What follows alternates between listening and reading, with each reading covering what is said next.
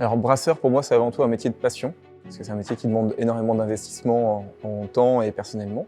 C'est un métier aussi de partage, parce que la bière, c'est la convivialité, c'est le rassemblement, c'est l'amitié, c'est remettre aussi un petit peu au goût du jour le local, les circuits courts. Et j'ai créé la riboterie par passion pour la bière, parce que j'avais envie d'apporter ma pierre à l'édifice aussi dans le monde brassicole.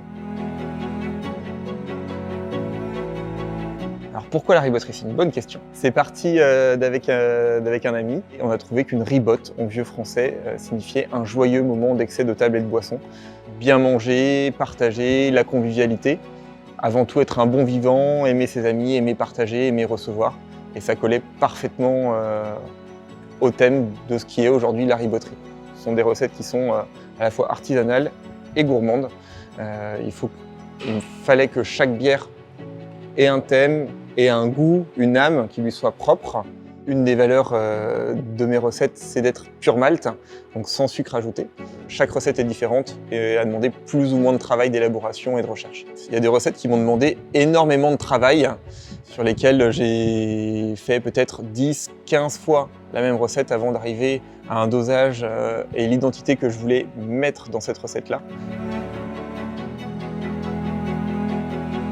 Alors l'environnement, effectivement, ça a été au cœur de mes préoccupations au moment du montage de la riboterie. Pour moi, c'est un scandale de faire venir des céréales de l'autre bout du monde ou des houblons de l'autre bout du monde quand on a tout sous la main, qu'on peut mettre en valeur notre terroir. Et pour moi, c'était la valeur que j'avais vraiment le plus envie de mettre en avant sur ma brasserie, parce que ça me tenait beaucoup à cœur. C'était d'être une brasserie locale, mais locale jusqu'au bout. À côté de ça, j'ai également pensé à la brasserie pour m'approcher le plus possible du zéro déchet, c'est-à-dire revaloriser chaque chose qui normalement irait à la poubelle en à nouveau une matière première. Donc ça va du sac de malt vide qui n'a servi que pour le transport sur une trentaine de kilomètres, qui est revalorisé en set de table, en corbeille, en coussin. Les plastiques qui sont refondus par les 100 patrons à Périgny qui vont nous faire des sacoches, des sacs, du textile. Alors il y a un événement effectivement que je rêverais d'organiser qui est en train de se concrétiser pour septembre 2023, donc dans un peu plus d'un an. C'est une course d'obstacles géante familiale, aussi bien pour les petits que pour les grands. Le tout animé autour d'une ribote, donc d'un joyeux moment où on aime partager, on aime recevoir, donc que ce soit au niveau de la nourriture, que de la boisson, que de l'événement en lui-même. Vraiment partager la bonne humeur, la convivialité sur un terrain juste à côté de la brasserie.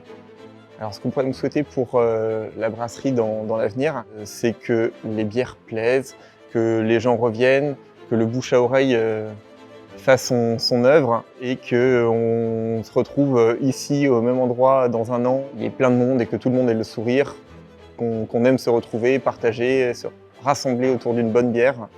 J'y vais comme ça. Si mon projet plaît, si les gens se retrouvent dans mes valeurs, dans mes produits, je veux que ça se fasse naturellement. Peut-être que je pousserai les frontières de la Charente-Maritime d'ici quelques mois, je me le souhaite en tout cas. Il faut tout se mettre en place petit à petit, rien précipiter. Il faut laisser le temps de construire les choses tranquillement, step by step comme on dit.